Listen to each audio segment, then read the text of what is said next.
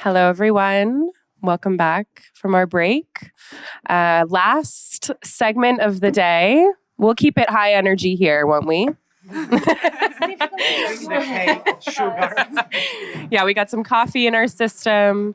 So we have several folks that are online. I don't know if we can see them, but we're going to start actually with a little bit of a recap and lessons learned from some of the prior panels with our Annas and with Juan here as well. And Nacho, I think we'd love your take.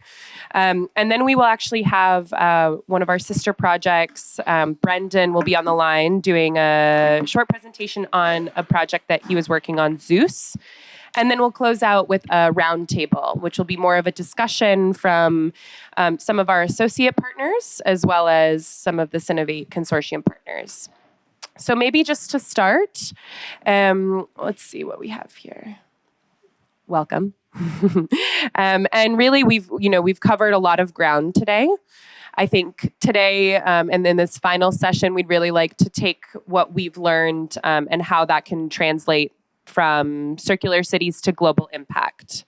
So why don't we start, Anna, related to the first panel over here, and planting the seed. I think we learned a lot about what it takes to instill new mindsets. We talked yesterday a lot about changing mindsets.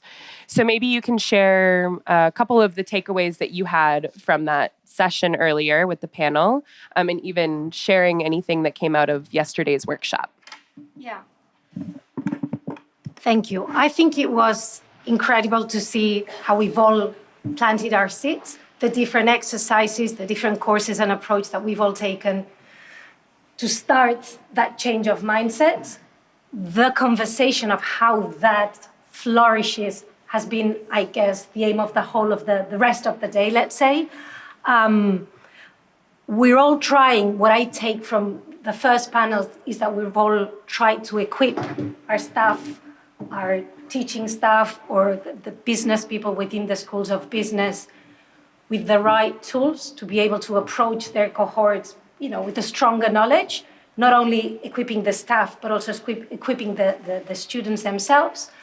And I think that a good takeaway from the first presentation would be, next step, how do we somehow make it interdisciplinary? And it does not necessarily have to say architecture with business, or let's make it broad. I did like it earlier when Jerónimo said architects are very good at having a structures consultant, lighting support, Why do they never have a business support, or at least someone who gives them a different sort of understanding of the project as an additional parameter? I'm sure we have an answer, because the answer could be that it's usually from the developer and so on. But this could give the people that are designing, or the people that have, the people who are making decisions, they would have an additional parameter. Which, could be business, or it could be now the element of circularity, however you measure that. So the next step after planting the seeds and equipping everyone with a bit more knowledge would be how we make it interdisciplinary. Mm-hmm. That would be a good aim for a new symposium, mm-hmm. to see if we've started to do that. Accomplish that. Yeah. Yep. And absolutely, I think you speaking from sort of the architecture side, and maybe having folks here as well from IE on the business side, we try and do the same thing, where we are equipping students who may not have the language or technical knowledge of climate tech or circularity or even architecture. I have learned a lot of language even just being here about architecture. It's been pretty amazing. The bookstore is to die for. I know. So how can they speak the same language? And we see that as a necessity in entrepreneurship, where you're creating multidisciplinary teams where they can speak the same language but bring their unique skill sets to the table. The same language probably comes from having the same aim. So if the aim is circularity, or if the aim is an innovative product, or if that aim sort of converges, mm-hmm. then I think that's the language. So even though there are different disciplines or different disciplines, the language brings you, if you have a clear aim that's shared. Mm-hmm. Absolutely. Okay, thank you for the recap. Okay, Anna, we saw some incredible tools and just amazing courses that are being developed. And I would love to hear some of your key takeaways from that, lessons learned from that session. The practical application, I think, was really inspiring to see across all of the universities in the real world, and some of the projects that came out of that. So I'd love to hear your takeaways. Great. Thank you, Caro. Yeah, it's interesting to look, reflect back to the morning. And actually, I was kind of saying Rox there, and I don't know if Lolo is around, but yesterday we had a very good conversation also with Angelė about what project fits in the CinnovatE framework and what is circularity, like how we define it. And I was thinking on that diagram yesterday we had this internal session, and we kind of drew an initial diagram that could try to be applied to any project, And you were asking us, how can you make an example out of this? And I was reflecting back onto that, And moving forward, how do we kind of have a shared language or shared set of tools to actually transversalize the learnings from the different projects? So it would be great, Rox, if you kind of elaborate after me on something about this, because some people are in the audience and can continue to expand. But as you said, I think that panel, the panel 2 was very intense, it's like people going for it, showing how they do it in a short amount of time. Of course, the research at the back is deep. So it's not a one experience, even if Nacho was saying it's more embedded, it can be more or less explicit into the exercise, but there is a lot of research behind. And I was thinking that's really interesting, because the different examples, even if they were very heterogeneous, I think they have a deep understanding of tools in the disciplines, but now they are trying to put them out there. Like the Lolo's and Rox's research in the circular cities can be about any type of project, but the ways they go about it is what they are building up. This sort of method, this sort of model, and I think that perhaps there is a bit less of a jargon, and there's a bit less of a niche of how you do things, and it seems like a way of collaborating that can be, it's a bit more abstract perhaps, but could be a way in, And this couple of days for me have been about trying to read through the way of thinking in order to find this kind of shared concerns, shared challenges, as you were asking us to kind of reflect on, and maybe that's how I look back at the morning session on what is at the back of the visual that we saw, and I think certain questions of material concerns, and again in between sessions. We had different conversations, and Anna here that we started together with Matan and was kind of asking why these materials, why these processes, So I think it would be great not to kind of break the format, but I think there's a lot of people having opinions perhaps on this, and it would be interesting to kind of inquire them and to have a bit more of a mix-up of these reactions, because any wrap-up would be, in a way, I'm trying to make it useful for our conversation, but maybe there are like lines of inquiry that can be very specific and we can elaborate on. So maybe that would be my open-close kind of reaction. Yeah. Any saying that there's anyone from the audience, right, that wants to share anything related to that second panel, I think would be great. I think they want to. They're just. She's gonna. We have a couple. Volunteer. I think. Come on. All the way from your castle. Come on. ¿Quieres que?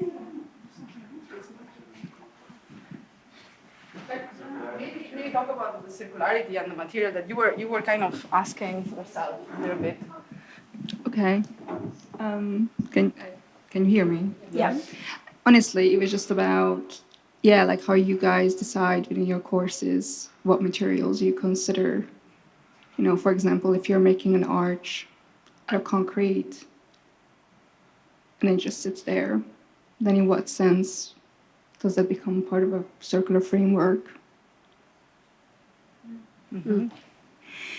But I just listened to that one panel, so I mean, it would be, I think it would be also really interesting to kind of understand at an urban scale, how these things are approached in terms of, energy, transport, kind of like an infrastructure level, how you see these projects. Mm-hmm. A lot of transport out there. Yeah. I think maybe Milad would want to answer, but I think yesterday we were discussing what the framework of the city would give us as a group. Like if we were going to discuss the research in the framework of the city as a complex system, and I think what you just brought about could be a way to make that connection, which is like from the prototypical projects to the larger scale, but not as a matter of scaling up, but of relating through, for instance, transport or resources. So it's not like applying to the city, but kind of translating the project in the context of larger circular processes, for instance. And I think that would be one takeaway for me from today, like seeing a prototype and not trying to say that doesn't relate to the framework, but more like, does it in ways of resourcing, transporting? I don't know, I'm just improvising here, but I think we need a bit of that kind of oiling the different scales, no? Yeah. Yeah, go ahead. I think Milad maybe wants to... Maybe I can say a few words about those concrete blocks. The workshop was more about the process to be circular rather than the final prototype. And the reason that we use concrete, because inherently when you look at concrete, I was like, what do I do with this concrete? Because it has a lifespan, and then after that, what do you do with that? And with that in mind, we wanted to actually highlight other means and methods to be more mindful of using a system of material that is inherently not quite circular, but in the process of making it circular. If I want to be a little bit more technical, the blocks were quite unique, but we only had a few formworks. So we've been using things over and over in order to coming up with a prototype that is inherently very unique in its shape and modularity and morphology. And that was part of the game, actually. That was part of the challenge that we actually posed to our students, how to deal with these two far extremes and how to bring them together in the context of a project, of a process.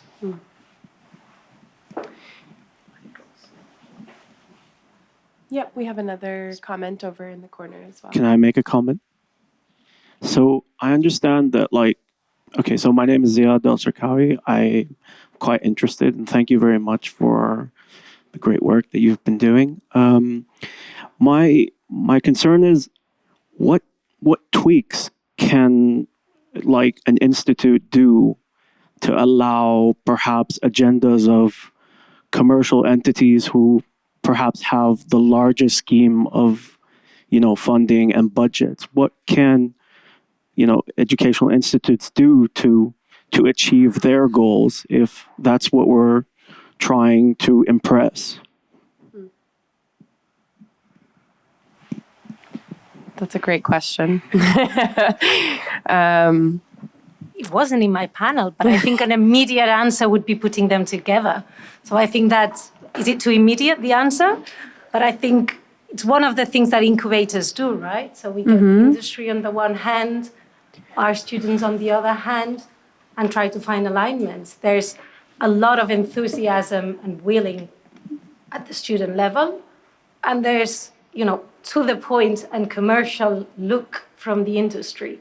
And that's part of the CinnovatE, maybe IE are far ahead because of the type of school they are. Other schools of business, maybe they're far ahead than we are.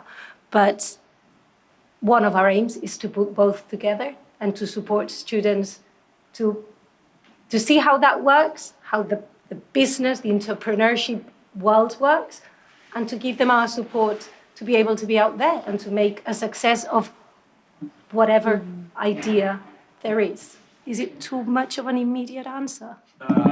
Yeah, I would say that it is in the... It is an immediate... Yeah. It's good. It's very good. In fact, it's going to reinforce my takeaway, which is, going directly linked to your question, but, taking outer perspective. I just wanted to, besides all the challenges we face as consortia, which is, managing so many partners, the grant is huge. We count on the support of income, which is an amazing consultancy. But besides of all these things that make the implementation of the project so complex, I would like to highlight how strategic is this program for the European Commission. How is trying to bridge a gap that is fundamentally linked to the lack of competitiveness as a region, as a continent. We are facing many geopolitical threats, I would say, and remain competitive and try to get really visible access to the market, to the solutions, to the IPs we deliver or we produce in our higher education institutions is key. So I would say that this project is reinforcing this link between industry and the academia. And I mean, besides all the challenges we have as a consortia, for me, as a project, is very meaningful, very impactful, and very needed for the future of the region as a continent. I will say. So yeah, that's something a little bit high level, but it's going to reinforce your question. Thank you, Juan. I think one thread as well that has come out maybe in all of the panels is continuity and beyond a project's end date, right? So whether that's a course, whether that's a program or the CinnovatE project as a whole, how do we measure the impact that these initiatives are having? The courses, I mean, it's really hard to measure if you've changed someone's mind.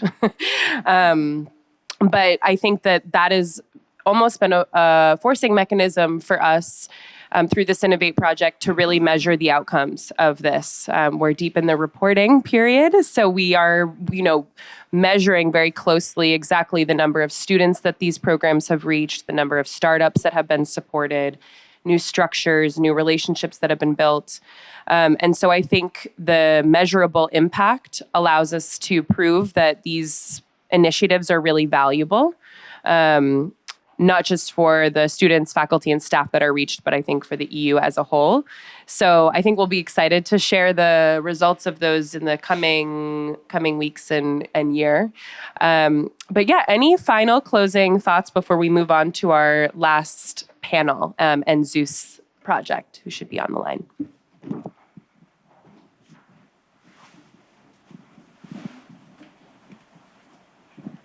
Hello. So, hi. I've really enjoyed listening to the various panels. I've got kind of one question and then one observation.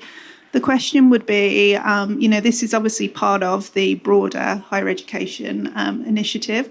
And, through today, it's clear that you've, learned a lot from each other, within the consortium. But I wondered, what have you learned from, connecting with the higher initiative level? Have you participated in any of the co-creation sessions? We obviously had the IVAP. So, I'd like to hear some insights on that. Go ahead, Nacho. I joke when I attended one of these co-creation workshops online from EIT that it was therapeutic to see people struggling as I was. So you open the door to EIT and then you start discovering things you don't understand at the beginning, and then it's a process of understanding. So I think it's been super interesting to participate in some of these workshops and share the process that we're going through with other projects and see that they were struggling with the same things. It was very, very useful. And also it was fantastic to see how EIT and Climate Kit is all about systems thinking. And I've been teaching systems thinking here for many years. And I think we've been talking about this common language. How do we understand each other? An architect talking to an ecologist, to a biologist, to a doctor, economist. And I think we have the chance to use the language of systems thinking to really create a platform to be able to collaborate. And I think it was wonderful to see that we are on the same page on, on that aspect. Yeah, I can add on to that as well. I think I didn't realize how broad the scope was of the initiative until I went to the IVAP workshop and saw how many universities were involved and partners and projects that existed. It was really mind-blowing, actually. And I think as we're doing this really for the first time, it's really helpful to see where others have learned from mistakes in the past so we can try to avoid those. And also to see the impact of the projects that have already come to life. We were introduced to another project that had wrapped up that had similar thematic goals as CinnovatE does. And yeah, it feels like it was years ahead of where we were, but it was really good to just hear their perspective. And I think it helps shape the path that we're taking moving forward. You mentioned you had one comment, or yeah, we have to wrap up. This will be the last one. Okay, super quick. Linked to the impact. So Climate Kick also leads for the overall program, the monitoring, evaluation and learning framework. As part of that, we will be doing program sense making next year. So you will be invited. And so the purpose of that sense making is to bring all of the learning and insights, up to obviously a higher level, and that is actually fed back to the EIT as well. So, Thank you. Over and out. Thank you. Thank you. Amazing. Well, thank you all for the recap, and we'll give a round of applause to our panelists. Okay, so I believe on the line, Brendan. Are you there? Hello, Brendan. So we have Brendan here, who's going to be sharing some lessons from the ZEEUS project, which is focused on fostering zero-emission entrepreneurship and global innovation networks within the EIT higher education ecosystem. Also a sister project of CinnovatE. And Brendan and Nacho and Angelė and I actually had the chance to meet in Krakow at the IVAP workshop. So it's good to see you online. And yeah, we'd love to hear more about the ZEEUS project. Thank you very much. I'm not sure I have many lessons to share with you, seeing as we started at the same time as you guys a few months ago. So I think we're still very much in the teaching part and learning as we go along. And I was interested to hear Kate Martin in the audience there. Kate, we'll be delighted to hear that amongst the other screens that I hope I'm not going to share by accident are multiple spreadsheets that I'm filling in on her behalf at the moment. So I'll quickly take you through ZEEUS, folks. My name is Breandán Goss. I work in the Innovation and Enterprise Unit of Trinity College in Dublin. As the name suggests, we're very big on entrepreneurship and entrepreneurial mindsetting, I suppose, as well, which is a key part of the building blocks behind providing students particularly, but also other stakeholders who engage with us with the kind of foundations for taking risk, understanding risk, and I guess fearlessly creating business opportunities for themselves, both in terms of their immediate future as graduates from a university, but also in terms of introducing entrepreneurial mindset skills to their working environment when they go on to become professionals. And this kind of informs a lot the consortium behind ZEEUS as well, which is a partnership with 8 partners, 5 HEIs and 3 industry partners, all of whom have pretty strong pedigrees in innovation and entrepreneurships themselves, as well as an applied sciences partner with a strong background in engineering. The ZEEUS project, I won't go into the usual, we all know about the HEI EIT initiative. ZEEUS is the funky little name we came up to abbreviate Zero Emissions Entrepreneurship for Universal Sustainability, ZEEUS. We stuck the extra E in there just in case there was any copyright issue with the God of Thunder. We didn't want to get into trouble with lawyers in Mount Olympus. So hence the 2 E's in ZEEUS. You didn't see my screen, but you heard me waffling on for a few minutes. Was that okay? Yes. Grand. Well, you get the point. So I'll skip the first few.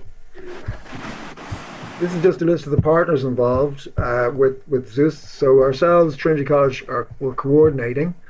We have partnerships across Europe and South Africa as well. And the global north, global south bi-directional collaboration is a very important part of the ZEEUS project. So we're learning as much from the sharp end of the climate stick, if you like, from an African perspective, as we would claim to be able to inform our partners in Africa. So this exchange of knowledge is a critical part of what ZEEUS is going to attempt to do in the coming months. So ZEEUS is really a pivotal element for, or at least perceives universities as a pivotal element for creating scalable and meaningful solutions that contribute to a more sustainable, inclusive and resilient global economy. As I mentioned, we're really focused on cultivating entrepreneurial attitudes with the establishment of strategic collaborations, both internally within the university or HEI stakeholder communities, but also with the real world of independent companies, businesses, industry, and startups as well. And through this collaboration and cohesive kind of presentation of ideas, we want to see the application of innovative models to address the climate emergency. Now, we're less focused on circularity per se, but circularity is very much part of our broader remit, I guess, in trying to evangelize the merits of developing clean tech technologies or supporting any kind of business with a sustainability agenda. The three spokes to ZEEUS's kind of thunderbolt, if you like, to really stretch that analogy. I'll beat the living daylights out of it by the time I'm finished with this particular presentation, so bear with me. Well, education, key part of it, developing curricula and training programs to elevate entrepreneurial and sustainability skills, and that includes hackathons, workshops, masterclasses, and regular mentorship of anybody who gets involved with our teaching. In the research space, developing a toolkit, a methodological toolkit for measuring impact, which Climate Kick will know is a key part of any kind of startups' real substantive attempts to measure the impact that they're having as they roll out their business propositions. And then the other major output from the ZEEUS project will be the creation of what we call seed factories, which are effectively virtual incubators, where we're going to try to accelerate startups with mentorship and the usual plethora of aids that we will bring in an accelerator program, in wrapping commercial logic around some really interesting early stage business ideas. As I mentioned, the global gateway, the pathway between north and south, is a critical dimension to our project. So we're going to prioritize solving urgent issues in climate change, leveraging digital transformation innovation as well, and focusing as well on areas around energy and clean tech in particular, because this is where real opportunities lie, particularly in Africa. Participants across our range of programs and across our curricula, as they engage, will learn to approach these complex problems with experimental openness and creative thinking, enabling impactful innovation in these vital sectors. I mentioned mindsets, which are really important. So developing an entrepreneurial mindset to identify and exploit opportunities at an early stage is really important. But the fostering of entrepreneurial skills is also, I think, a really critical component of any curriculum. If you look at the stats on the survival rate of student-led startups from a HEI experience, I think about less than 5% actually continue or succeed in continuing to the point where a successful business or a business can flourish once the students graduate themselves. So I think the skill sets that they bring to their careers are critically important. And with those mindsets, that gives them a fairly strong hand in being able to inform their future colleagues and bosses in the professional environment they find themselves in from a sustainability perspective. It also provides them with the confidence to navigate business idea creation and validation. Skill sets, then, students and researchers are equipped with those skill sets, but we encourage partners or participants to engage with real world challenges, and this is where industry plays a key part. And industry and faculty, in actual fact, because faculty often coordinates a lot of these real world challenges as well. When I mean faculty driven innovation, I'm talking about the likes of peers or colleagues from, say, engineering, for example, medicine it may be, or computer science and statistics as it is in our university. Oftentimes, engagement with industry is really, really important. Students are presented with real-life industrial problems to work upon for projects, and this is what we try to bring to bear as well in terms of the experiential part of creating a business idea that might just be abstract or theoretical from a student's perspective, but once it's framed within the context of an industry problem or a business problem, it's far more stimulating and far more real for them. And also we introduce the principles around idea generation, and in the research and development space, prototyping, rapid development and testing of viable solutions is an important part of what we're trying to do. As I mentioned, the role of faculty is important. So we see our peers across faculties being pivotal and hinges or points of connection, marrying those academic insights with those industrial needs as well, and collaborations basically flourish on the back of those engagements. This is possibly one of the more challenging aspects of running a program, largely in a virtual or hybrid fashion. But in terms of prototyping and testing, again, depending on whether the participant student, for example, in this instance, is a STEM student or a non-STEM student, we'll try to demystify the idea of prototyping and actually creating products, whether they're minimal viable products or just very basic fundamental products themselves. So demystification of that process as well is an important part of what we try to do when we're imparting education. And obviously the idea of failing better each time is a critical part of that mindset. These are just some of the areas that we're addressing in broader terms as well. I mentioned the fact that we mightn't explicitly be working on circularity, but we're certainly embedding the principles of circularity in terms of how we look at resilience, how we design solutions for impact, and across the interdisciplinarity of bringing different skill sets to bear in coming up with new solutions for the marketplace as well. Digital transformation is critically important as well, as we know, with the adoption of AI, which is pretty much universal at this stage, albeit possibly there are individual limits to what we can do with AI, but nonetheless, it's a toolkit that we can use and can use quite effectively within the right conditions. And then finally, really the entrepreneurship piece again.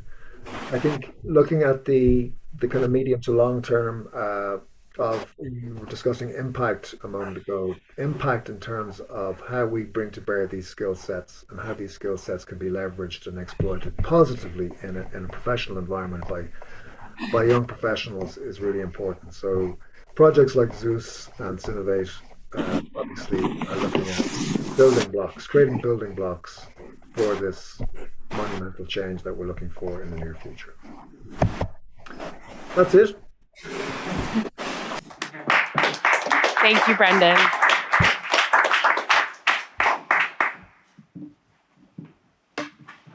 Thank you for sharing. I know you're part of our next roundtable, so we can keep you up there on the screen with your nice green background.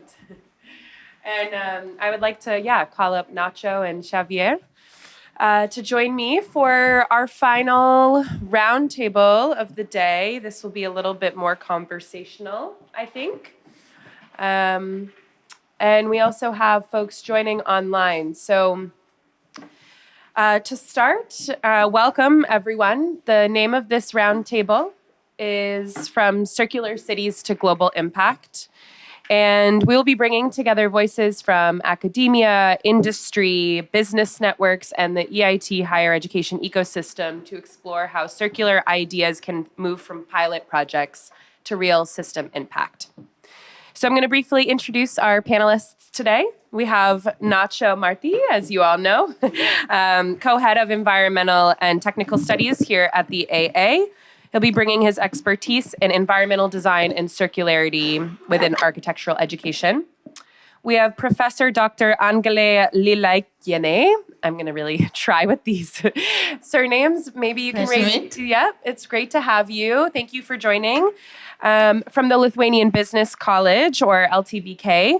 Contributing an academic perspective with a focus on Green Fintech. We learned a little bit about that earlier today, but we will dive in on how these tools can be embedded across education, business, and research. We have Xavier Aguiló, Aran, maybe do that one again for me. Director of Sustainability at Socotec, one of our associate partners, offering the industry viewpoint on applying circular principles in construction, engineering, and certification. We had some fascinating conversations yesterday about this, so I can't wait to hear your perspective.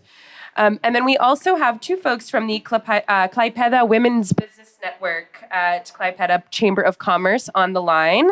We have Asta Anilione, who is the head of the Women's Business Network, and we also have Indre, who's a member of the Business Women's Network. And they will be providing insights on the business community, local entrepreneurial ecosystem, and legal and regulatory discussions. So last but not least, as you all just met, we have Breandán Goss, who's the Senior Innovation and Accelerator Manager at Trinity College Dublin, and he'll be representing ZEEUS.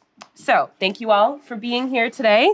I'm excited to talk about the broader landscape for circular cities, as we've gone really, really narrow today, and we've slowly started to zoom out a little bit, so I think we'll have a great discussion.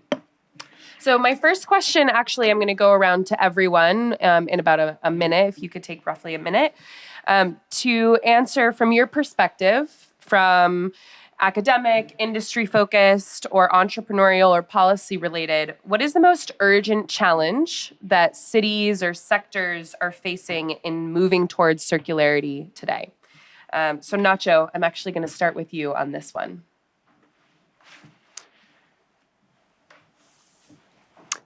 Many at the same time, everywhere. So it's all happening at the same time everywhere, and it kind of intensely. I mean, I can talk mainly from the build industry. I think the main challenge, at least from my experience, to clarify what we mean by certain things, no? To really define what we mean by sustainability, by circularity, then clarifying what is greenwash and what is not. So we need to have consensus. I mean, Marko Milovanovic kind of mentioned yesterday that many of the projects, architectural projects are sold to us as being circular, being sustainable. So that creates confusion, especially among students, no? Mm-hmm. So I think we need to find somehow the metrics to really reveal the things that are beneficial or not so beneficial, and where and when. No, so really a really nuanced, contextually aware appraisal of the situation. Mm-hmm. So it's almost to agree what kind of the problem is, or what is a problem, what is not a problem. Mm-hmm. Absolutely, and I think we've touched on circularity can be somewhat of a buzzword these days. So I think that definition is really important. Let's go to Xavier, since you're here in person. Maybe you can share, what's one of the biggest challenges you see facing today? Yes, going a little bit more deep on what Nacho was explaining. In my point of view, we have a situation where we need to move from linear to circular. So that means that we need to understand what has been done before and what needs to be done after. What is done before means analyze all the real estate, all the buildings that are there, and see how we will be able to take advantage of these products when they are not in use anymore. And from now on, how we are able to design in a way that we will simplify this process. So the idea here is the legacy and the future. And then understanding as well that all these materials that we will be reusing, it's not the only source that we will be using for buildings, because we need more than what reusing will provide. So the scarcity of these reused materials will be a thing. So we need to end up understanding that there will be other type of waste that needs to be converted to be part of the building materials palette. Yeah, absolutely. And we talked earlier today too about sometimes the urgency as well in terms of the time frame when we're thinking about these projects. How are you thinking about the long-term impact of them? And it just made me, what you just shared made me think back to that. So let's go to the line, maybe starting with Professor Dr. Angelė. Are you here? Maybe you can share your perspective.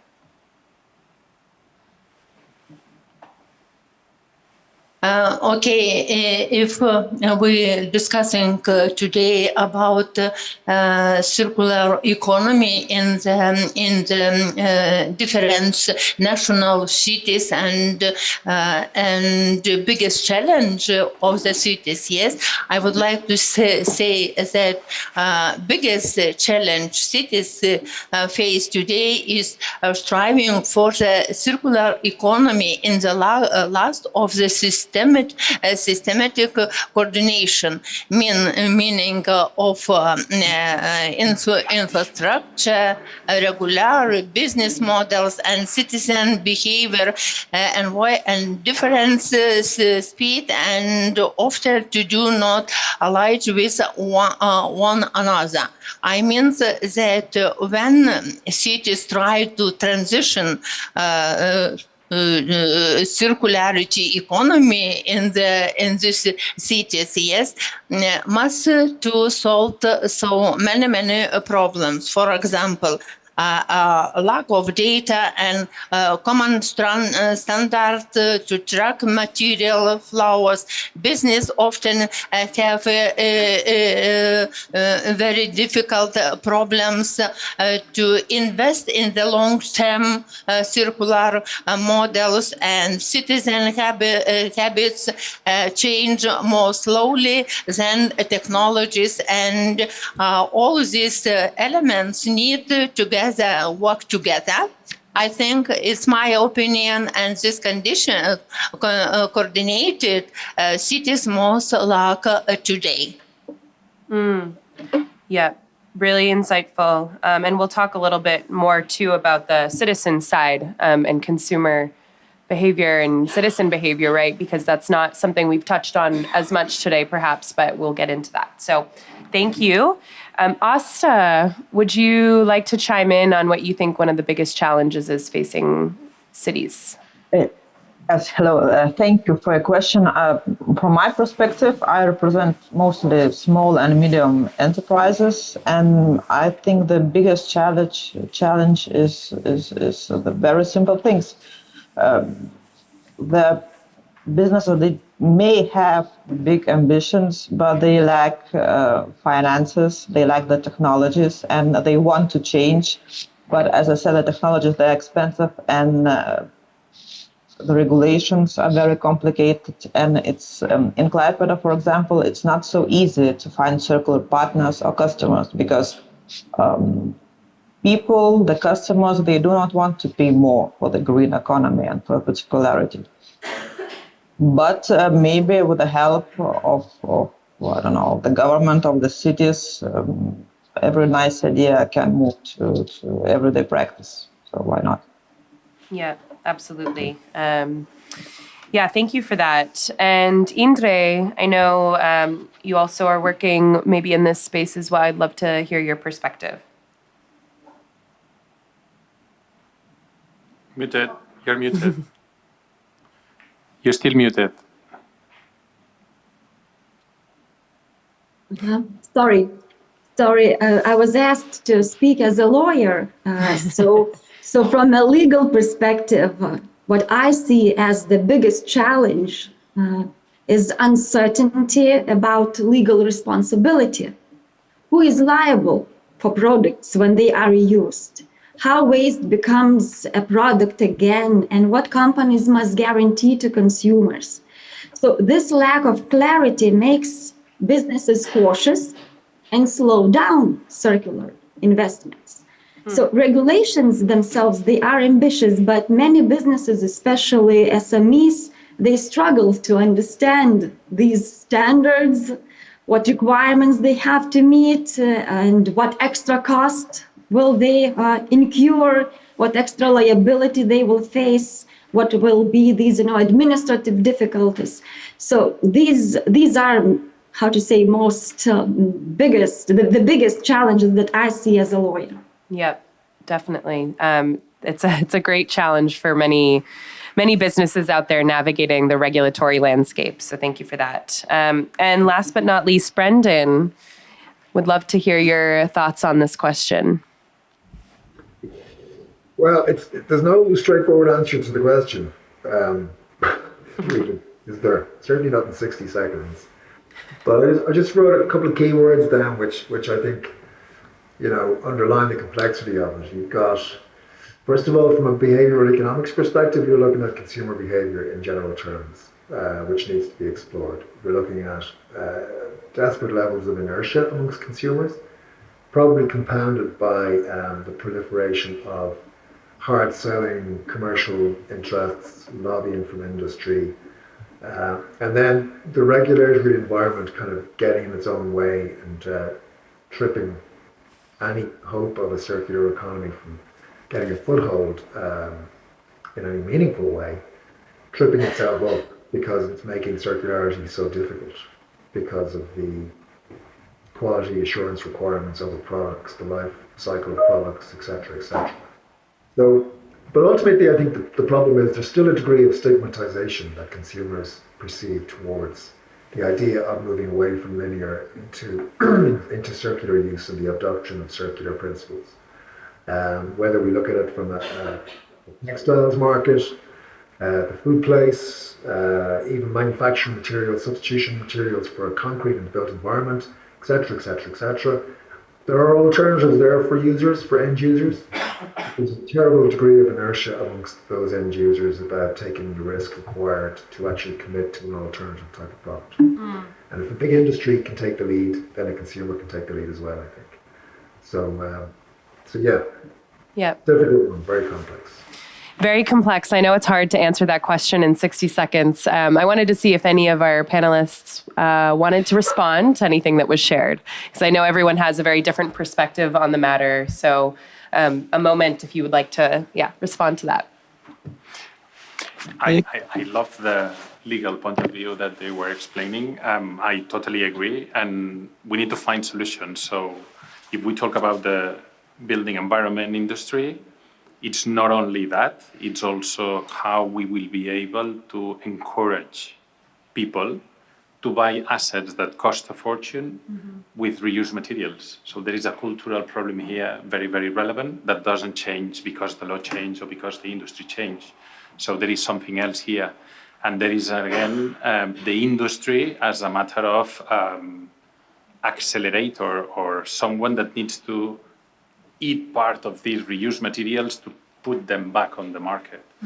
The legal aspect of it can be solved partially like this, so that the products goes against to the industry, and somehow, in my opinion, we need to create like an MOT for buildings that ensures that products keep their certificates and the quality of them and the whole lifespan of the product, unless it is unreusable. Okay. Yeah, I'm going a little off script here from my original thing, because I think sometimes dialogue is nicer than the strict questions. But I wanted to see actually from our business network folks, like you mentioned the regulation, impacting SMEs.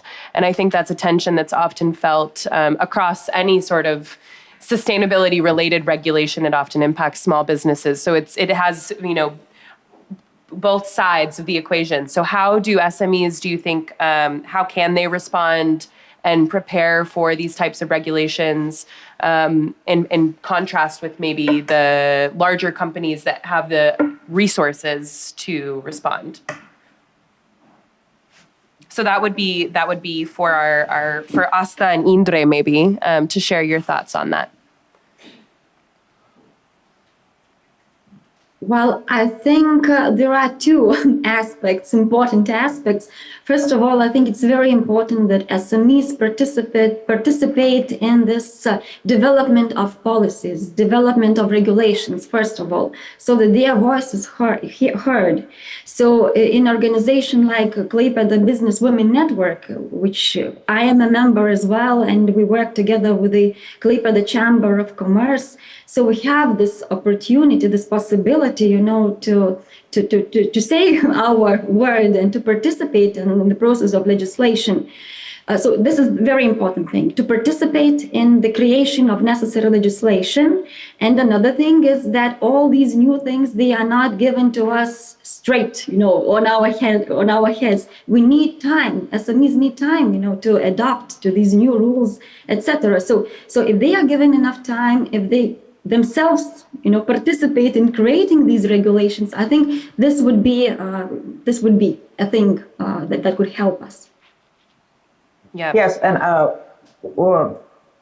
what I can add is that SMEs need the practical help. I mean, not only the theory, how they can be green or get green, but real tools they can use. Very important to emphasize that support with finance and investment so that the budget of the SMEs won't get hurt really badly is very important. But honestly, I'm not a politician, but I think that circularity is a great opportunity for decrease the unemployment because of the number of new businesses that will be created.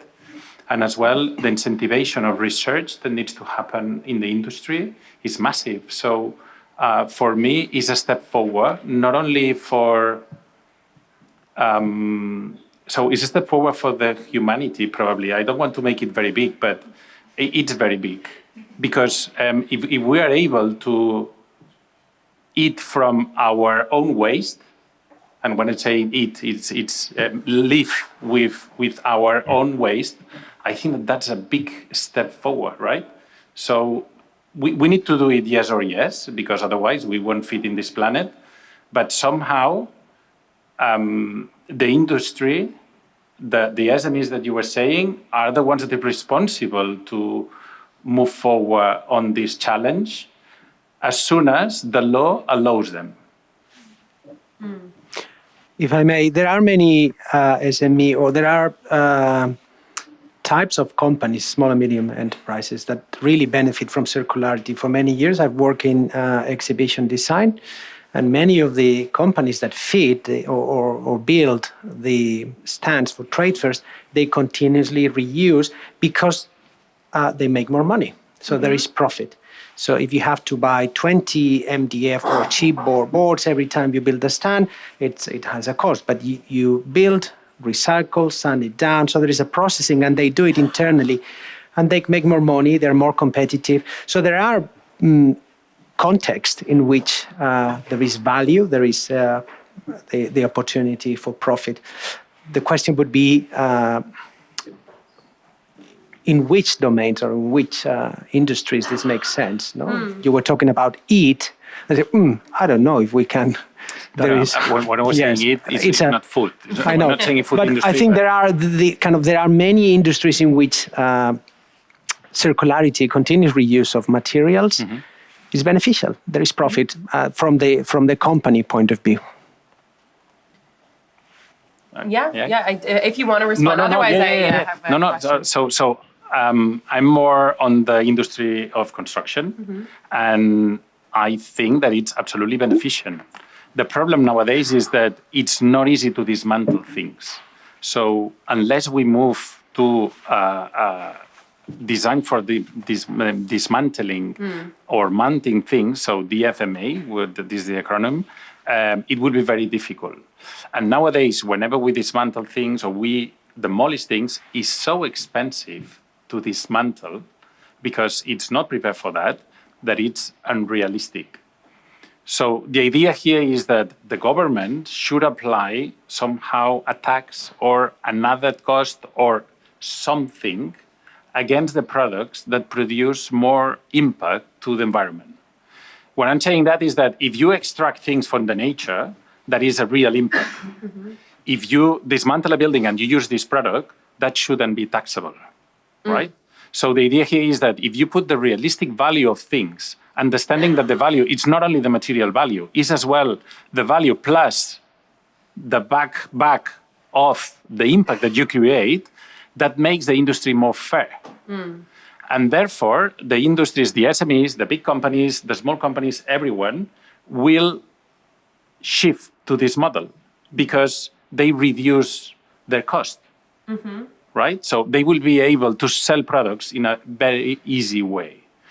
And the other thing is that reusing products will be an advantage for the industry as well, because these products will go to them and they will be adding value to these products, right? So what won't be possible is that if I have a plasterboard, if I have something, I put it back to another place directly, because that will be reused. It will lose the color. It will be some scratches. It will be something. So you always will need to repurpose it. So the industry can eat or can repurpose this product, not eat, can repurpose the product and put it back with all the certificates of quality, with the added value. And if that is done without additional energy consumption, that's even better, because the industry is providing materials that are not impact for the environment. So that means that your building will be much more low carbon, right? If we measure in carbon. And that's what closed the cycle. If we're able to do that, not only with demolishments, but also with other products that city produce that are incredibly big, the quantity of materials that a city produce and nowadays are considered waste, that's even better, right? No, absolutely. I think it's, well, we've talked today, earlier you asked a question about the green premium. Yes. And now we're talking about, financial incentives and regulations and how can it become cost competitive to prioritize circularity. So I do want to ask Dr. Angelė a question, actually. How do you think that financial innovation can help cities and businesses scale circular solutions more effectively? And any models, actually, that you've seen out there that you think Europe could replicate? Okay, thank you for your questions. Yes, when we're talking about circular economy and about in different cities, yes, I am thinking about financial innovation, and better data can significantly accelerate the ability of cities and companies to sell circular solutions, because they reduce risk, increase transparency, and create new initiatives to invest in circularity. At first, more accurate data on material flows, product lives, cycles, and for example, CO and impact allowed finance institutions to assess project based on the true circular value. This enables the development of new financing instruments, such as circular bonds, pay-per-use, or product as a service investment fund, and lending models that support repay and reduce. In second hand, we're thinking about green finance fintech solutions, such as automatic impact accounting systems, digital product passport, and small contract-based transferability tools help cities plan infrastructure more and allow companies to build circular supply chain with low transactions costs. And it's very important for the development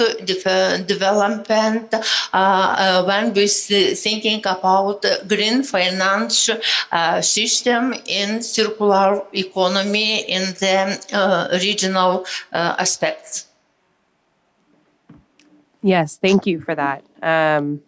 No, it's the right finding the right incentives to invest in circularity. I was thinking about a lot of the solutions that you proposed. For example, digital product passports. It's a hot topic across circularity and traceability. And I wanted to maybe ask Breandán. A lot of the innovations that will be required to meet these needs for SMEs, for example, or any type of business moving forward, often may come from startups and entrepreneurship. And you see a lot of emerging startups around digital product passports, for example.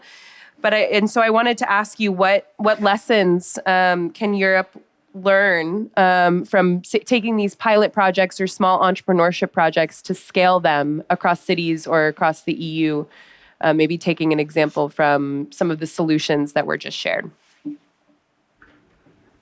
Yeah, I think it needs a really committed appetite amongst incumbents, so industry players or producers in the marketplace to engage with startups and with new innovation solutions.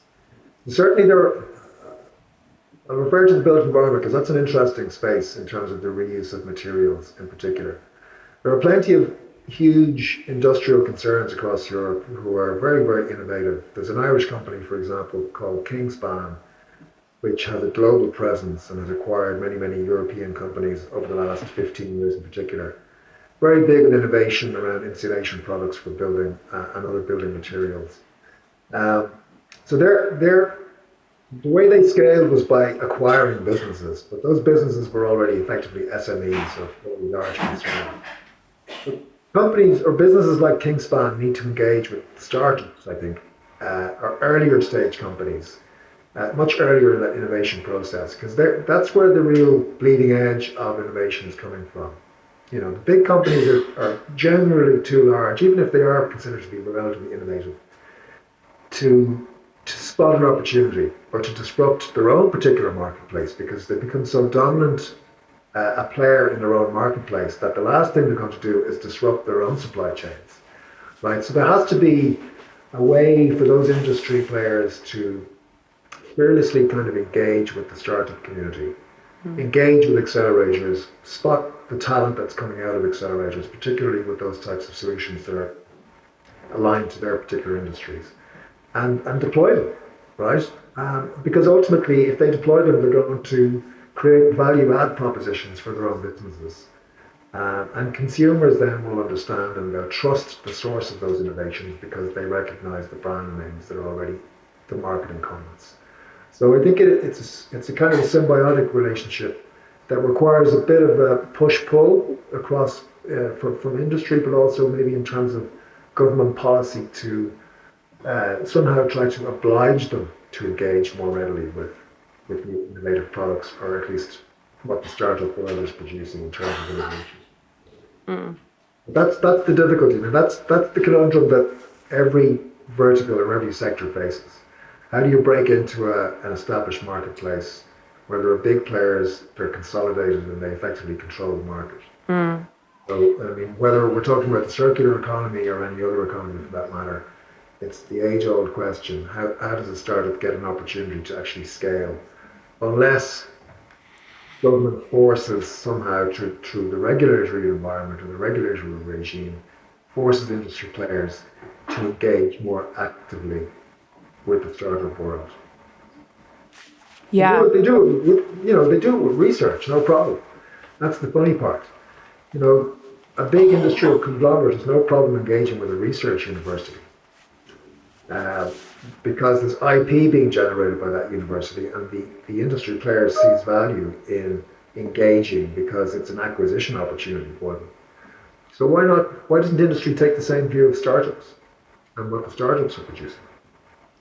Right. Yeah, I'd love to maybe build on that and ask Nacho, Xavier, and Breandán your perspective on partnership models, and which partnership model do you believe has the highest potential to accelerate circular cities at scale? Because we talked about bridging industry and academia. We've talked about bridging policy and academia and industry. So I'd like to, maybe we can start with you, Nacho. and then go from there. To me, it's clear. It's the triangle of academy, research, and industry. To start with, as an educator with 25 years of experience, it's a pity to see great ideas that are lost and ideas that would have an amazing potential. So it's always painful to see how incredibly powerful ideas full of potential don't make it even outside the door of a classroom. So I think, to me, to start with, it's this using this potential of higher education institutions as powerhouses of ideas, and then how to develop that into further research, and then how this research then ends up in industry. To start with, I know there are policies, there are regulatory frameworks, but from my perspective, this is the key partnership. In the building industry, there is the public projects, state projects, the governmental projects, and private ones. And the public ones that usually drive the tendency for others, it's somehow forbidden that you go to the industry to do your project. And if you have to develop this mobile phone, no one will submit any project of a mobile phone like this without asking first the industry if they can reduce a little bit more the battery, if they can do a screen that is more touchable, or if they can do the product without a button, right? So in the industry construction, we are way behind that. Even if we talk about cars, never will happen that. So for me, the idea is how we are able to change a little bit, again, the law, to produce projects for the public entities that are being first consulted with the industry, okay? Because otherwise it's very difficult to produce a building that is industrialized without consulting the industry, unless you go for a something that is already in the market, okay? Products that are already there, and you specify them like similar to, right? But we are saying that we are moving to a system or to a way of building that embrace much more industrialization, that we are able to go on site and just mount, not build, it's just mount like Lego pieces, right? So for me, the design connected to the industry is a must, but also that being allowed by the law, because nowadays it's not possible to do something like this. So recently they launched this kind of collaborative works, that then they allow that, but it's in specific conditions. Not always you can do that. So I feel that this is one of the triangles. But there is another one, which is, I think that was said at the beginning, which is to understand which is the palette of materials that we will have now. So which materials are available. Yeah. And I think that here the university has a lot to say, because they can research, they can look after that, and also they can custode these documents or this data. Because the problem now is that who will have this knowledge of the materials? Who will control that? Now it's very easy to go to the industry take the materials from the nature, and that's it. The power now is controlling where the materials will be extracted from, who will be demolishing something, and who will be the first queuing to get these products. So the competitive advantage shouldn't be on being the first. Yeah. Should be controlled with something, a third party or something, because otherwise this data is so valuable that, again, the SMEs will suffer a little bit more than others, right? So for me here, there is something. And the local authorities will be very relevant connected to that, because where you will be storing materials, who is able to store all these reused materials for futures to be built? That's something that it's not solved nowadays, and I think that that's a key point. Yeah, absolutely. I think that circling back a little bit to the regulatory side, as you mentioned, and even the social side, which we haven't really touched upon as much, actually. And I wanted to ask this final question before we wrap up to Angelė, Asta, and Indre. what do you think the most important enabling condition? I know we've talked about partnerships, we've talked about academia, industry, financial regulations. What's the most important enabling condition cities need to scale circular economy initiatives? It could be funding, training, community development. I would love to hear your thoughts before we close out. Yeah, I would say that the main thing, if we think about the grass level, that we have to create a market for these circular products and services locally, so that all the SMEs have to have the right people to sell the product to. And if we have that, then the circular economy will scale up by itself. I totally agree. Easier said than done, create a market. If you create a need, it's true. That happens. So I think that is Sweden that has a policy on the waste law that you cannot demolish something if you have a high percentage of these products already relocated, right? So if I want to demolish a floor or a fit out, before I take it out as a waste, I should relocate it first. I don't know if it's 70% or 80%. So that is very clever because you are incentivizing the circularity already, right? And this is a very simple change on the law that it's not very disrupting. And we'll do something that is as well very interesting, which is really, I need to do this refurbishment because I need to relocate everything. And that's not immediate. So there is an additional homework to do here, which is think about first, what do you want to do? So in the UK, we are working with pre-demolition audits that you list what you will do with that and what can be recycled, what cannot, and blah, blah, blah. So if there is an additional question, which is where you will put that and where will be relocated, that increases a little bit the difficulty on doing things.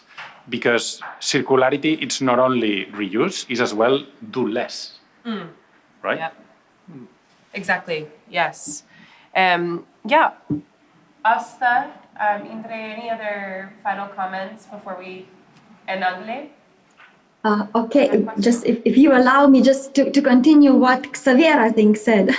If your name is Xavier, very good. Colleague. So I think what could also help in this situation is this. In Lithuania, we have green public procurement rules, but green public procurement. But circular criteria in public procurement, they are rarely applied. So, for example, making them mandatory, at least, for example, there should be some minimum recycled content, repairability requirements or something in public procurement rules. I think this could also be something, to consider to scale this, circularity.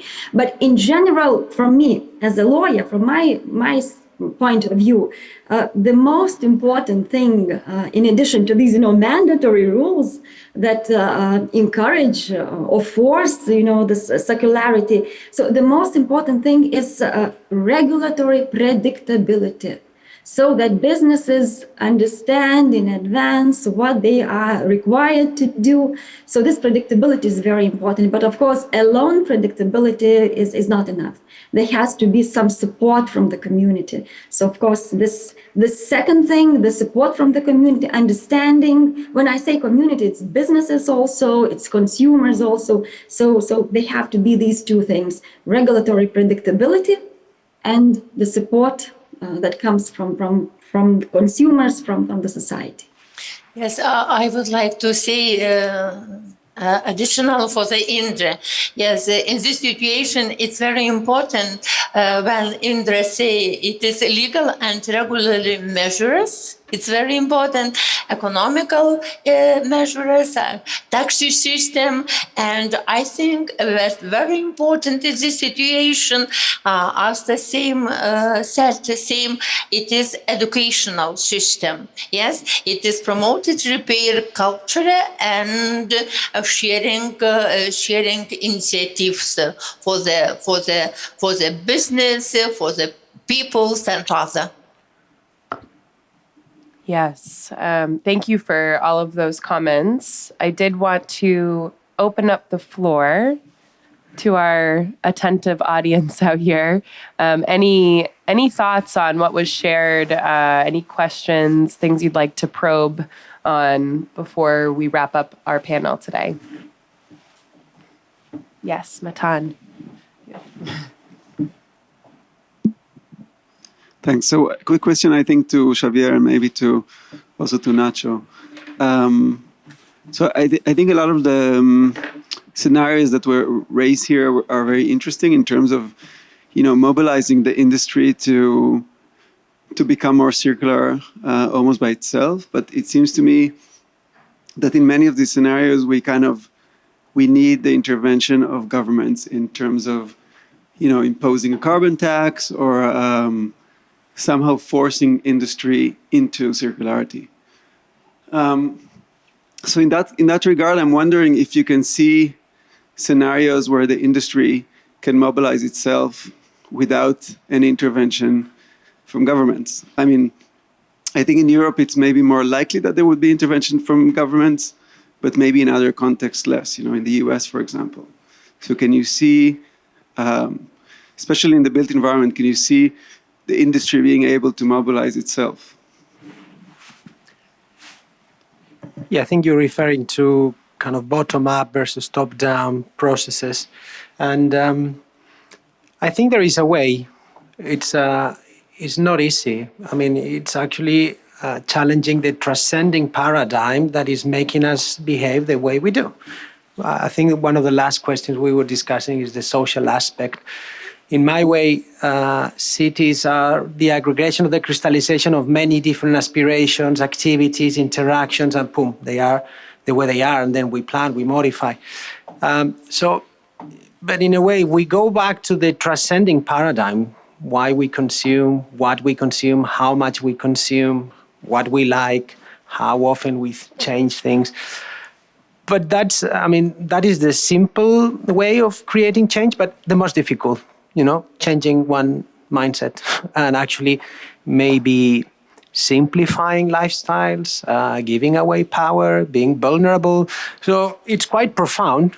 It's philosophical, but I think it's, in my way, that's the possibility that this can be a bottom-up process.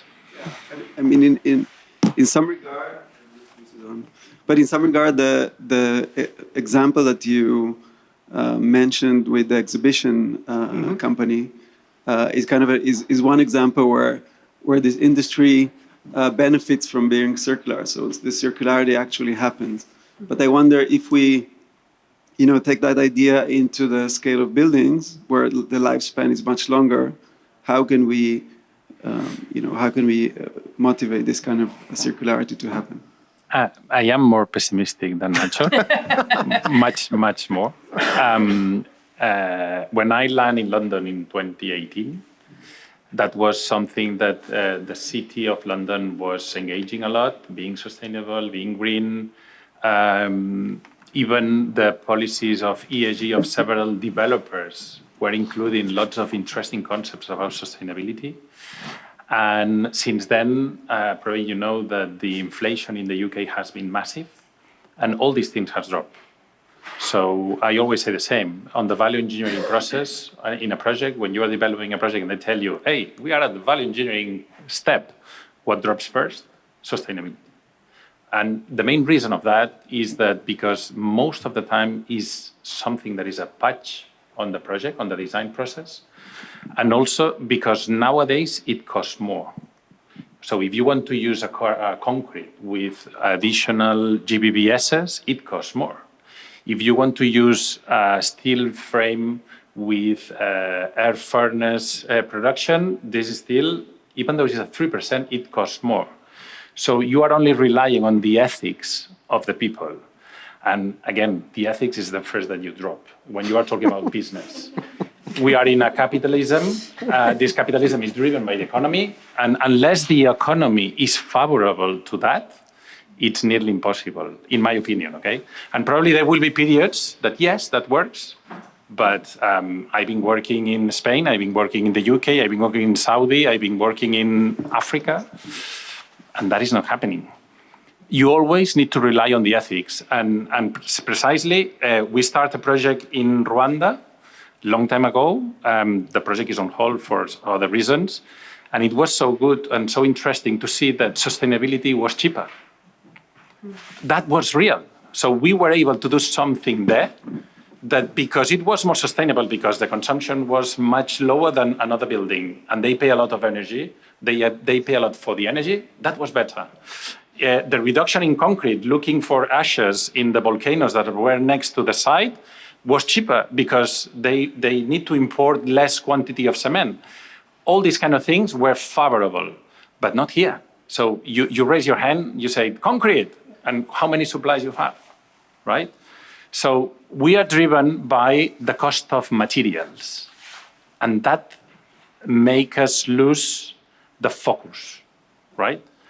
When I was a kid, I used to recycle the Coca-Cola bottles, going to the bar, and they give me new ones, okay? And I always do this silly example. Nowadays, if you do that, they think that you are crazy. Why? Because it's cheaper to melt it and redo it again. Seriously, it's cheaper to do that than clean it? I think that the problem is when we talk about cheap. It's cheap in terms of the material cost, but not cheap for the environment. And here is where I think that the government needs to change. But of course, if the COP meetings that are happening, they end up like the last one, it will be very, very difficult. Thank you for that. So I think we're probably almost at time. Do we have time for one more question, or should we do our one? We have a... well, why don't we save any other questions for our after session networking?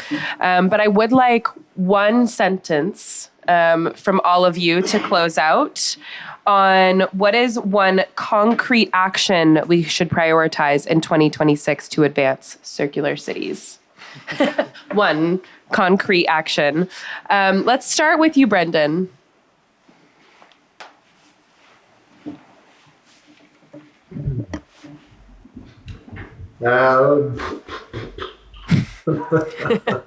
Can we not just get through Christmas first and then think about it?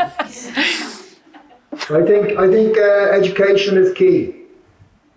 Education is key. We love it. And the reason I say that, just very quickly, is because the level of ignorance about circularity and the circular economy is profound. And education is critical in informing and in changing consumer behavior. Nacho, do you want to follow up with that one? Yep. Education and creativity. I think we need to imagine new ways of living that are appealing. So I think there is also a cultural project, and I think we need visionaries. We need people that can imagine future scenarios that are appealing, that are attractive, so we can all buy in. Yeah. Mm-hmm. Yep, absolutely. Xavier? Start designing for industrialization and DFMA&D. Say that last part again. DFMA&D, design for manufacturing and assembly and disassembly. Okay, thank you for the I acronym. think that that's an opportunity that all designers we have, and we mostly have the abilities to do it. Okay, great. Indre.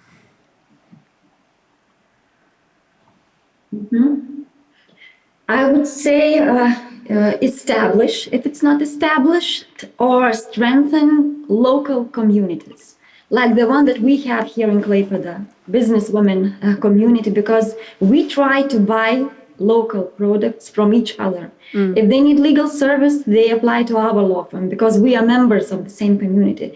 So if we shall have stronger communities, that will be, I think, the solution, a practical solution, what can be done, let's say next year. So if you don't have such a thing in your community, try to establish, engage your neighbors, someone else, and see how you can, what can you sell to each other. Yeah, Absolutely. Often circularity happens starting very local and small, so that's great. And Asta.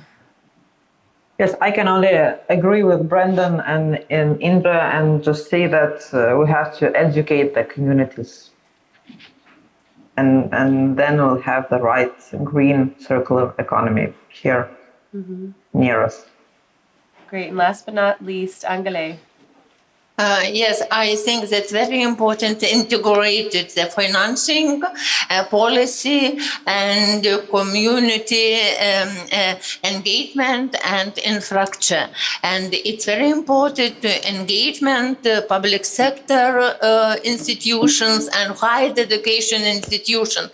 I would like to say only one example, the college and higher education institutions. Yes, graduates presenting a well-founding proposal regarding the utilization of sport house in the city of Klaipėda in the diploma thesis. And it is very concrete example when the students take some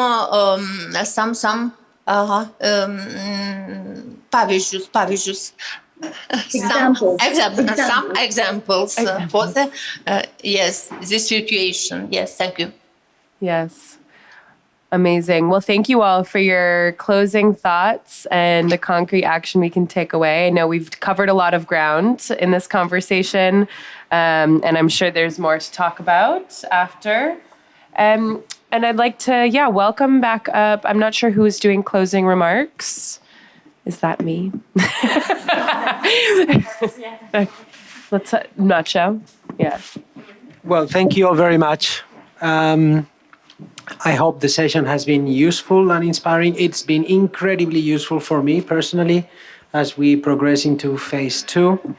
It's been amazing also to interact live with our partners. And I think I'm incredibly optimistic about the next phase. I think the dynamics have improved massively.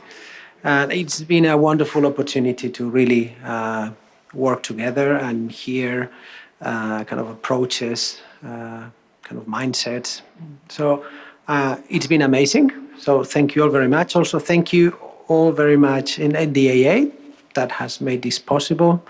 Anna, Sasha, and kind of all the AV, IT, facilities team and management. So thank you all very much. Thank you, Kate, for joining us today. It's been amazing to have you here. And thank you, Nacho.